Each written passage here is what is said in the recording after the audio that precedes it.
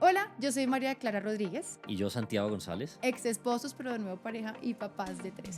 Y aquí estamos con ustedes para hablar de todos esos temas que son complicados de hablar delante de los niños y que solamente podemos conversar cuando los niños se duermen y tenemos algo de tiempo en pareja. Aquí hablamos dos personas que creen el valor de la familia, pero que son conscientes de los retos para sostenerlo. Así que bienvenidos si les interesan los temas de pareja, de crianza y de todo lo que rodea esas dos cosas. Porque la lista es larga. Esto es Amor, los niños duermen. Tenemos que hablar. Hola, hola, qué rico saludarlos aquí de nuevo en Amor, los niños duermen. Santi, ¿cómo te parece nuestro perrito podcastero para quienes nos están viendo? Él ya se volvió parte del set. Él es parte del set y de la familia. Oigan, el capítulo de hoy tiene un título que yo creo que a muchas volverá locas, porque dirán, bueno, sí, María Clara, no puedes tener más hijos, pero ¿acaso quieres más hijos? Respóndeles, por favor. Por ti hubiéramos tenido 5, pero por fortuna ya no podemos tener más. Santi, esa frase suena tenaz. De verdad, ¿cómo así que no vamos a tener más hijos? ¿Y a ti te parece tan chistoso decirlo? Por fortuna no puedes tener más hijos. Hoy en día lo digo molestando, pero en su momento fue un tema complejo porque, pues yo creo que lo hemos comentado en podcasts anteriores. Tú querías tener 5. Yo con Matilde ya estaba listo. Ujú. Llegamos a un acuerdo de tener uno más, nos llegaron 2. Y, pues, tú lo has contado pues, yo creo que por los laditos, pues, que el último parto tuyo fue muy complicado. Ujú. Y en ese parto, pues, a ti te hicieron una operación grande que fue la histerectomía. Y yo, la verdad, ¿sabes? Yo lo tomé de una manera muy folclórica, porque como yo no quería tener más hijos, pues, yo, de hecho, creo que hasta lo celebré. Y después entendí que eso fue una gran equivocación, yo creo que en medio de mi ignorancia. Mm. Porque pues yo simplemente vi, uy, listo, ya se cerró toda posibilidad de tener más hijos, pero pues eso tiene un trasfondo importante, sobre todo para ti y pues como mujer. Claro, es que este tema, miren, hoy nos vamos a centrar aquí a hablar es de varias cosas, no solamente de qué es una histerectomía, porque hay muchas mujeres que tienen que someterse a este procedimiento, que ya les vamos a contar qué es. Vamos a hablar de, sí, de no poder tener hijos, de tener más, de esas decisiones, de cómo llegar a un acuerdo. Entonces, para devolvernos en la historia, para empezar aquí, como a darle orden a esto, primero que todo, hay muchas personas que no saben qué es una histerectomía. La histerectomía es un procedimiento quirúrgico por el cual a una mujer le retiran el órgano reproductor por excelencia, el útero, la casita donde crecen los bebés.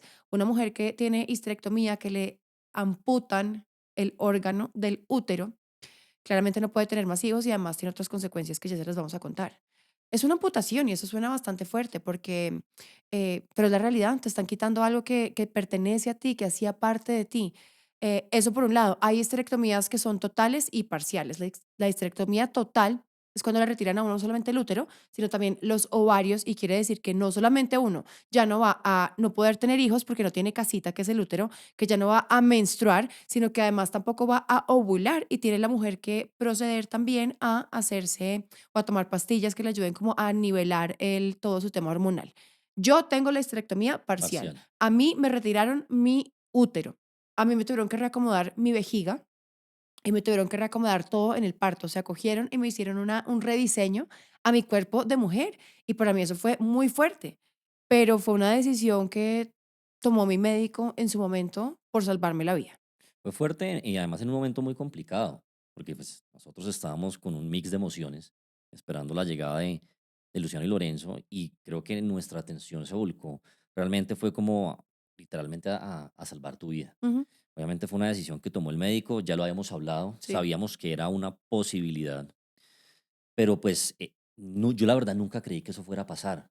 De hecho, nosotros también habíamos hablado con el médico que en ese mismo parto, pues, que te ligaran. Y nosotros tuvimos varias veces esa charla, porque tú me dices: "Santiago, ¿y por qué? Y si no queremos tener más hijos, ¿por qué no buscamos otros métodos que Ujú. no sean tan radicales? ¿O por qué no lo haces tú?". Y yo siempre dije: "No, pues, realmente yo lo voy muy muy fácil". Dije: "Pero, pues, si ya te vas a someter a una cirugía, vas a estar ahí, ya te van a abrir, pues, aprovechemos de una vez y salimos de eso". La verdad, ¿sabes? Después de 5 años, yo pienso que fue una posición realmente, sí, por un lado folclórica y por Demasiado. otro lado muy egoísta. Insisto, creo que es producto de la ignorancia y y no sé, no Producto valoré del realmente las miedo que cosas. le da a muchos hombres por hacerse una vasectomía, porque para decidir no tener hijos hay muchos métodos, como ya todos lo sabemos, como adultos que somos, unos que no son 99% seguros, otros que sí lo son, como la vasectomía, cuando le cortan el tracto por donde pasan o lo amarran más bien, el tracto por donde pasan los espermatozoides de los hombres y literalmente no podrían embarazar, además que es un procedimiento que podría ser reversible. El otro procedimiento radical es esto, es una histerectomía, una ligadura de trompas además también, que es otra cosa. Em, pero entonces, aquí lo que yo quiero que hablemos es, antes de continuar, Santi, porque muchas personas de verdad no nos han seguido siempre, muchas personas dirán, ¿cómo así? Que uno, ¿porque le quitan el útero? O sea, quiero saber por qué. Y son varias razones. Normalmente ocurre también, no solamente durante el parto, como fue en mi caso, porque lo mío fue una emergencia que no pudieron detener un sangrado que tenía en ese momento y literalmente era defender mi vida o quitarme el útero. Mi médico dijo, prefiero una mamá sin útero a un útero sin mamá y me sacaron todo mi útero. Hay otras mujeres que lo hacen porque resulta que empiezan a presentar, cuando no están embarazadas, miomas, sangrados muy fuertes que realmente ya comprometen también otras partes de la salud. Entonces se decide en un comité médico que es mejor que no tenga su órgano y que esté bien en otros temas. Hay enfermedades graves también, como cáncer, como otras cosas que te obligan a ti a eso, pero realmente en mi caso fue una emergencia y por eso fue que yo terminé sin útero, porque también tengo, por ejemplo, muchas amigas que dicen, cuando yo les digo, ¿no? Ya no tengo útero. Tan rico, tan chévere. Entonces, claro, yo no tengo la menstruación jamás, yo no sé qué es esto. Y dicen, yo quisiera porque odio tener la regla, porque me fastidia, porque no quiero, porque me aburrí. Y yo ya no quiero tener hijos y la gente toma esta decisión de manera folclórica. Y ha pasado, créeme que mucha gente dice, pero si ya no me sirve el útero porque yo no me quiero embarazar, pues sáquenmelo. Y ahí es donde la decisión se vuelve folclórica completamente, porque es que uno no está pensando en todas las consecuencias que hay. Un poco como lo pensabas tú, que era desde el, pues no tengo ese conocimiento y efectivamente el útero sirve únicamente para tener un bebé y en realidad el útero tiene un significado emocional bastante grande para el tema de las mujeres y ahí es donde yo creo que tú has entendido últimamente como realmente las implicaciones que tiene esto para mí. Yo lo entendí después que como que yo veía tu actitud y para ti realmente era algo importante. Para ti, tú algún día me cogiste y me dijiste, Santiago, no me siento bien. eh, Realmente, pues sabía que era una posibilidad que se podía dar, pero yo no estaba preparada para esto. Y yo recuerdo que tú tuviste una reunión o una cita con tu psiquiatra, de esas citas de control que tú tienes, y ella fue la que, creo que fue la primera que te dijo, y así lo entendí yo, que lo que tú sufriste fue una amputación. Y cuando ella utilizó esa palabra y tú me contaste, pues yo traté de ponerme como en tus zapatos y es cierto, ahí fue como que lo comencé a entender y yo me ponía a pensar, bueno, sí, es una amputación, le quitaron una parte de su cuerpo. Pues a mí eso pues jamás me ha pasado, tal vez cuando era muy chiquito por allá, una hernia o lo que sea, pero yo no tengo memoria de eso. Pero ¿qué pasaría si el día de mañana por cosas de la vida o bueno, en fin, Dios no quiera, pues a mí, pues, o alguien más bien, pues uno perdiera un brazo u otro tipo de cosas. Entonces yo en ese momento lo comencé a entender y yo entiendo que fui cero considerado y comencé a entender que pues sobre todo es una parte importante de tu vida. O sea, ahí estuvieron tus hijos, ahí se generó vida. Fueron cosas muy importantes y nada. La verdad, yo sí siento que fue un error grandísimo mío y entiendo también porque a veces al comienzo, ¿sabes? Y te confieso, yo te lo dije. A veces yo decía, pero ¿por qué hace tanto drama de esto? Yo lo pensé muchas veces, porque yo lo veía como algo muy fácil, pero pues ya no sirve para nada. Pues chao, Hmm. ¿sí? No haga tanta, pues no vale la pena hacer tanto drama con ese tema, pero no. La verdad, hoy que lo veo desde otra óptica, tal vez con un poco más de madurez, pues sí, entiendo por lo que pasaste. Para hablar equitativamente, no hablemos de una pierna o un brazo, Dios no lo quiera, hablemos que el día de mañana le parezca a uno fácil decir, no, pues para que no tengamos más hijos, pues entonces que te corten tus testículos. Sí. Adiós, bolitas de Santiago.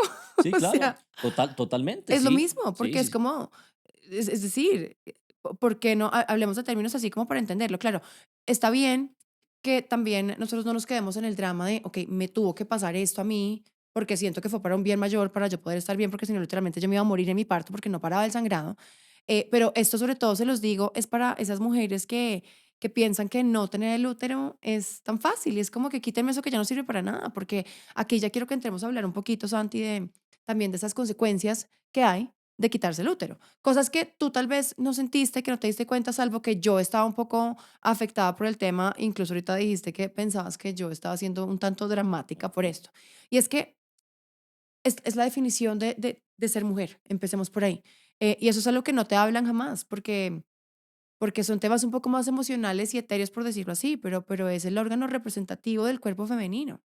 Ahora, otra cosa que me pareció a mí muy duro fue realmente ya cerrarme a la posibilidad porque me tocó Ujú. a no tener hijos. Sí, Y por eso yo les digo, muchas de ustedes ahorita pensarán, no, qué conchudez, María Clara, ¿acaso es que tú querías tener más? Y es real, yo les digo que yo estoy segura y siempre lo digo y lo repito, que donde a mí no me hubieran hecho esa histerectomía en el parto de los mellizos, yo estoy segura y se los firmo donde quieran, que yo en pandemia, o sea, por ahí en el 2020, yo hubiera tenido otro bebé, estoy segura. Y ahorita estaría teniendo el quinto, porque ese era mi sueño de chiquita y además para mí, también a diferencia de muchas, no que me haga mejor o peor esto, pero a diferencia de muchas mujeres, para mí el estado ideal es estar en embarazo. Yo adoro estar embarazada. Entonces, que a ti de repente por una situación tajante, inmediata, te digan, ya es que de verdad no puedes tener hijos, es muy duro. Y aparte, a mí me molestaba muchísimo, más que me molestaba, me dolía, más bien era como sentir que tú por tu cabeza pasaba, pues mira, fíjate, me tocó fácil, porque finalmente la vida decidió por ti, ni siquiera tuvimos que tener esta pelea, porque hubiéramos tenido peleas. Entonces, eso para mí fue bastante duro. Como que la gente te diga de verdad, pues qué delicia, agradece que no tienes el útero cuando nadie está pensando lo que tú realmente tienes por dentro. sí, eso me pasó a mí. Yo estoy seguro que, mejor dicho, me hubiera tocado operarme a mí. Lo tengo claro porque yo la verdad no quería más hijos y seguramente ese hubiera sido un debate complejo. O sea, tan no querías tener hijos que preferías ir a quitarte tu miedo y hacerte la vasectomía. O sea, con lo gallina que es Santiago porque vio una aguja y sale corriendo. Total, total, sin duda. Para mí ya 3 son demasiados. Hoy en día los veo que son, era lo que me tocaba a mí, pero en ese momento no lo veía de esa manera. Obviamente yo me hubiera operado, bueno, seguramente me hubiera operado porque pues eso hubiera sido una decisión como de los dos, pero sí, sí, sí, sí, siempre vi el tema de una manera muy, muy equivocada y como siempre yo lo he dicho, la única forma de entender qué es lo que pasa por la cabeza del otro es poniéndose en los zapatos de la otra persona y además que para ti era un momento muy complicado porque pues tú tampoco tuviste tiempo de hacer un duelo porque te tenías que enfocar inmediatamente, era en comenzar a levantar estos dos chinitos que llegaron a nuestra vida, ¿sí? Y eso fue lo que tú hiciste, y lo hiciste de una manera increíble. Mm, Yo creo que lo entendiste cuando ya destetaste a Luciano a Lorenzo y comenzaste a hacer como ese duelo porque yo creo que a ti sí te faltaba algo, a ti te claro. faltaba algo. De hecho, yo les he contado muchas veces que yo estoy segura que eso fue el detonante para que arrancara mi trastorno de ansiedad y depresión.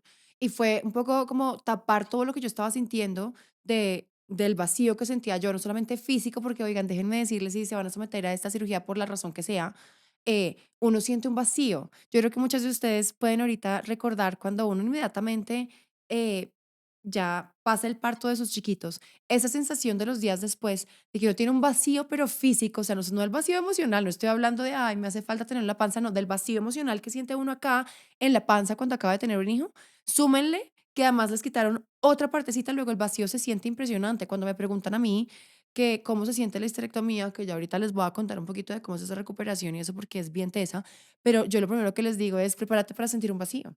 O sea, haz de cuenta que en este momento, Santi, a ti te van a quitar algo, claro que no hablamos de un órgano vital, pero cualquier cosa, y el cuerpo lo siente. Si la gente le amputan a veces un brazo, un dedo, una pierna y sigue sintiendo su órgano, ahora imagínate cómo se siente esto que no lo estás viendo. O sea, nunca antes lo sentiste, salvo por un cólico o porque creció por tu panza, pero igual estaba allí. Cuando algo no está allí, se siente un vacío impresionante. Sí, muy berraco.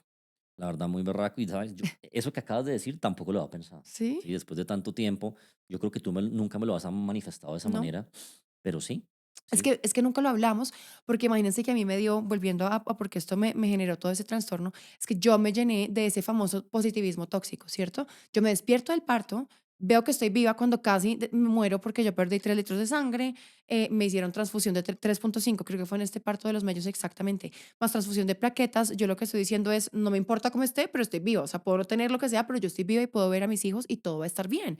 Entonces, yo me dejé llevar por eso de hagámoslos que no pasó nada porque igual debo sonreír porque estoy viva. De hecho, cuando mi ginecólogo va a saludarme la primera vez que yo me despierto, me dice, ¿Y usted por qué sonríe? Él tiene un humor negro bastante particular que yo lo adoro, Fabio Quijano.